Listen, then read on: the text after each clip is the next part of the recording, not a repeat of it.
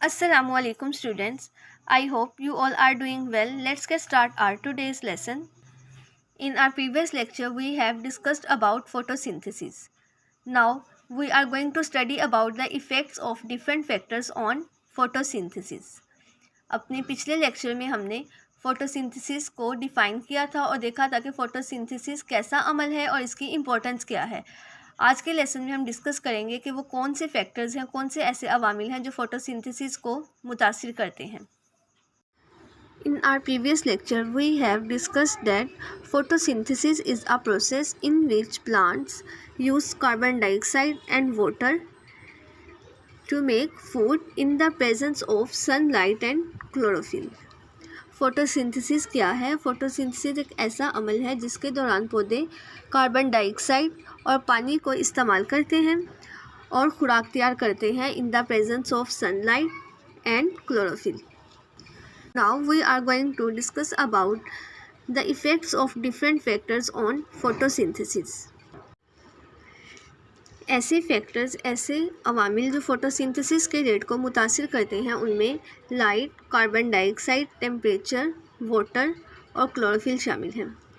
यानी ये वो फैक्टर्स हैं जो खुराक के जो बनने का अमल है, जो फोटोसिंथेसिस का प्रोसेस है, उसको या तो कम करते हैं या फिर उसको ज़्यादा करते हैं। And in this way they affect the rate of photosynthesis. As we know that plants trap sunlight to make food by photosynthesis. So, when intensity of light increases, then the rate of photosynthesis also increases.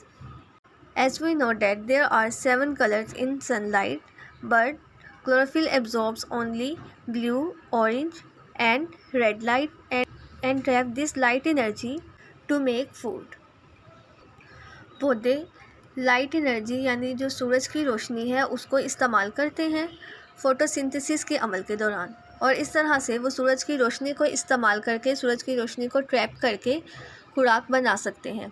तो अगर रोशनी की जो शिद्दत है यानी जो रोशनी की intensity है वो ज़्यादा होगी तो जो फोटोसिंथेसिस का अमल है वो भी तेज़ी के साथ होगा। सूरज की रोशनी के अंदर 7 रंग की रोशनियाँ मौजूद होती हैं, लेकिन जो क्लोरोफिल है वो सिर्फ नीले, ऑरेंज और सुर्ख रंग की रोशनी को ही जज़ब करता है और खुराक बनाने में मदद करता है। And we know that during the process of photosynthesis plants absorb carbon dioxide from the air, so carbon dioxide is also act as an important factor that effect the rate of photosynthesis. When the absorption level of carbon dioxide increases, then it leads to the increase in the rate of photosynthesis. The level of carbon dioxide in air is about 0.03 to 0.04%. So, when plants absorb more carbon dioxide, then they will be able to prepare more food. पौधे खुराक बनाने के लिए हवा में से carbon dioxide को absorb करते हैं, तो इस वजह से जो कार्बन डाइऑक्साइड है वो भी खुराक बनने के अमल के दौरान यानी फ़ोटोसिंथेसिस के दौरान एक बहुत अहम किरदार अदा करती है, बहुत इंपॉर्टेंट रोल प्ले करती है। तो अगर पौधे ज़्यादा अमाउंट में कार्बन डाइऑक्साइड एब्जॉर्ब करते हैं तो रेट ऑफ फोटोसिंथेसिस यानी जो फूड के बनने का जो रेट है वो ज़्यादा होगा, और अगर पौधे कम कार्बन डाइऑक्साइड को एब्जॉर्ब करेंगे तो रेट ऑफ फोटोसिंथेसिस भी कम होगा। Similarly, temperature also affect the rate of photosynthesis. When the temperature is higher, the rate of photosynthesis is higher. But when the temperature decreases, the rate of photosynthesis also decreases. So, in this way, temperature affects the rate of photosynthesis. Normally, plants grow well at 25 to 35 degree temperature. But when the temperature below 0 degree and above 40 degree, then this temperature is not suitable for plants growth. जिस तरह से light और carbon dioxide photosynthesis के rate को मुतासिर करते हैं यानी फोटोसिंथेसिस के रेट पर इफ़ेक्ट करते हैं, बिल्कुल इसी तरह से टेम्परेचर भी फोटोसिंथेसिस के रेट को इफ़ेक्ट करता है। अगर तो टेम्परेचर ज़्यादा होगा तो फोटोसिंथेसिस का रेट ज़्यादा होगा, यानी फ़ोटोसिंथेसिस जो खुराक बनने का अमल है वो तेज़ी के साथ होगा। अगर टेम्परेचर कम है तो फोटोसिंथेसिस का रेट भी कम होगा। पौधे आमतौर पर जिस टेम्परेचर पर ग्रो करते हैं वो 25 टू 35 डिग्री टेम्परेचर होता है। लेकिन अगर टेम्परेचर 0 डिग्री से नीचे चला जाए या 40 डिग्री से बढ़ जाए तो ये टेम्परेचर जो है ये प्लांट्स के ग्रोथ को सपोर्ट नहीं करता। तो इस वजह से जो प्लांट्स हैं वो 25 to 35 डिग्री टेम्परेचर पर ही बेटर ग्रोथ शो करते हैं। Plants also need water in food making process, so it is also act as an important factor that affect the rate of photosynthesis, but it is required in a very limited amount. जैसे हमने पढ़ा कि पौधों को photosynthesis के अमल के दौरान carbon dioxide और पानी की ज़रूरत होती है, तो इस वजह से ये जो पानी है, वाटर है, वो भी एक बहुत इम्पोर्टेंट फैक्टर के तौर पर एक्ट करता है और फोटोसिंथेसिस के रेट को मुतासिर करता है।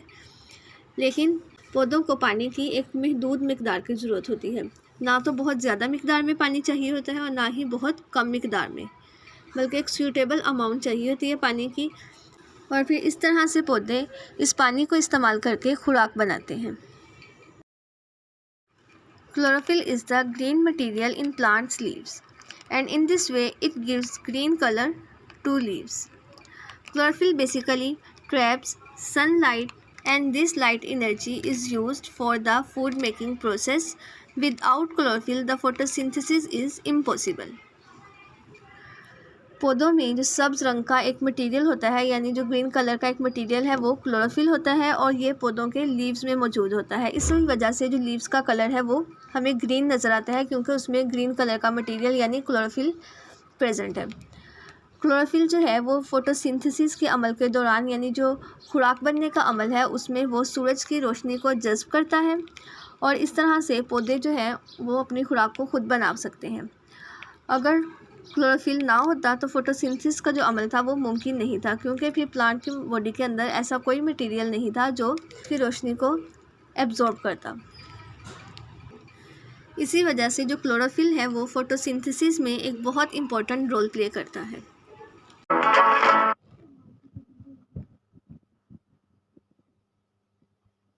Bubbles, what are you doing? Plants don't need that much water. But I thought water is essential for photosynthesis. It is, but the amount of water is important.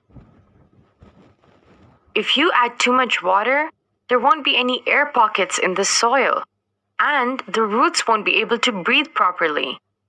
The plant cells can also burst because of too much water pressure. For photosynthesis to take place, plants need the right amount of water, carbon dioxide, sunlight, chlorophyll, and the right temperature. Let's see if your plant is getting all these things. This first leaf is from a plant that received plenty of water, and this second leaf is from a plant in very dry conditions. Can you see any difference between the two? Focus on the lower layers. Wait, this leaf has many small openings at the bottom and this one has no openings. Exactly. These openings are known as the stomata. They allow the exchange of gases like carbon dioxide, oxygen, and water vapor. The cells that control these openings are known as guard cells. When guard cells absorb water, they become swollen and the openings become large. When the guard cells lose water, they become flaccid and the openings close. I see. So carbon dioxide from these atmosphere enters the leaf through these stomata. Does the amount of carbon dioxide matter too? Yes. The carbon dioxide in the atmosphere is normally at a stable level of 0.04%. This percentage is sufficient for photosynthesis. The plant is in the shade right now, so it may not be. Let's move it by the window so it can get more sunlight. As the plant is now by the window, the chlorophyll in its chloroplasts will be able to absorb more sunlight than before. Chlorophyll is also essential for sunlight. Plants are green because chlorophyll is green.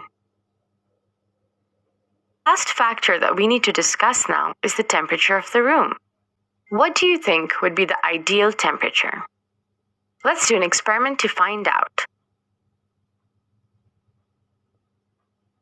We'll use a water plant as we can simply count the bubbles to measure the rate of photosynthesis. These are oxygen bubbles, and oxygen is one of the products of photosynthesis. When bubbles are being produced quickly, it means photosynthesis is taking place faster. On the other hand, if bubbles are coming out slowly, then photosynthesis is taking place slowly. Let's draw a graph to keep track of the rate as the temperature slowly increases. What does the graph show? The rate of photosynthesis is low at low temperatures. The rate is highest when the temperature is between 20 and 30 degrees Celsius. After that, the rate shows down again. After 40 degrees Celsius, the rate is close to zero. That is an excellent description. Just remember that this rate is only true for this specific plant. The ideal temperature range for other plants will be different. Okay students, आज के lesson में हमने discuss किया कि वो कौन से अवामिल हैं जो फोटोसिंथेसिस के रेट पर असरअंदाज होते हैं। इनमें जिन अवामिल को हमने डिस्कस किया वो थे रोशनी, कार्बन डाइऑक्साइड, टेम्परेचर, पानी और क्लोरोफिल। रोशनी के बारे में हमने देखा कि अगर रोशनी ज़्यादा होगी, यानी अगर लाइट की इंटेंसिटी, रोशनी की शिद्दत ज़्यादा है तो फोटोसिंथेसिस का रेट भी ज़्यादा है। कार्बन डाइऑक्साइड के बारे में हमने देखा कि अगर कार्बन डाइऑक्साइड का लेवल ज़्यादा होगा तो फोटोसिंथेसिस का रेट भी ज़्यादा होगा। इसी तरह जो टेम्परेचर है उसका भी फोटोसिंथेसिस के साथ डायरेक्ट रिलेशन है, यानी अगर टेम्परेचर ज़्यादा है तो फोटोसिंथेसिस भी ज़्यादा तेज़ी के साथ होगी। फिर हमने देखा कि जो पानी है वो फोटोसिंथेसिस में एक रॉ मटेरियल यानी एक खाम माल के तौर पे एक्ट करता है। जिस तरह से कार्बन डाइऑक्साइड जो है वो एक रॉ मटेरियल के तौर पे एक्ट करती है, बिल्कुल उसी तरह से जो पानी है वो भी एक रॉ मटेरियल यानी एक खाम माल के तौर पे एक्ट करता है। खाम माल का मतलब ये है कि वो चीज़ जो प्लांट को रिक्वायर है फोटोसिंथेसिस के अमल के दौरान। जैसे हमने फोटोसिंथेसिस के डेफिनेशन में कहा था कि प्लांट्स कार्बन डाइऑक्साइड और पानी को इस्तेमाल करके, तो कार्बन डाइऑक्साइड और पानी दोनों क्या हुए? रॉ मटेरियल्स हुए, यानी खाम माल हुए। तो इसी तरह से जो पानी है वो एक खाम माल है, लेकिन पौधों को पानी की एक महदूद मिकदार चाहिए होती है। ना तो बहुत ज़्यादा मिकदार चाहिए, ना बहुत कम चाहिए, बल्कि एक लिमिटेड अमाउंट चाहिए। इसके बाद हमने देखा कि जो क्लोरोफिल है वो भी एक फैक्टर के तौर पर एक्ट करता है। क्लोरोफिल लीव्स के अंदर मौजूद होता है और इसका फंक्शन क्या है कि ये सूरज की रोशनी को एब्जॉर्ब करता है, उसको जज्ब करता है और फिर इस रोशनी को प्लांट्स फोटोसिंथेसिस के अमल के दौरान इस्तेमाल करते हैं। ओके स्टूडेंट, आज का आपका लेसन यहाँ तक है, इसको अच्छी तरह से तैयार कर लें। ये एक इम्पोर्टेंट लॉन्ग क्वेश्चन भी है। Okay, thank you very much. अल्लाह हाफिज़।